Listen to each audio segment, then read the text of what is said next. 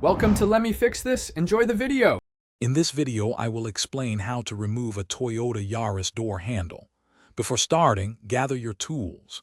You'll need a Phillips head screwdriver, a flathead screwdriver, and a plastic trim removal tool to protect your vehicle's finish. Also, have a Torx T30 bit, a 10mm socket, and a ratchet wrench ready. Safety gloves are also recommended for this task.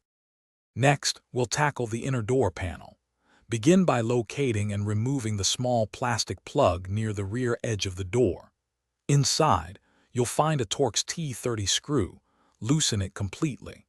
Carefully pry off the lock cover and any other trim pieces, then remove all visible Phillips head screws. Use your plastic trim tool to gently release the retaining clips around the entire perimeter of the door panel. With the door panel loose, carefully pull it away from the door frame to reveal the internal components. You'll need to disconnect the electrical connector for the window switch by pressing its release tab. Next, unclip the two door release cables from the interior handle assembly. These usually have small ball ends that pop out.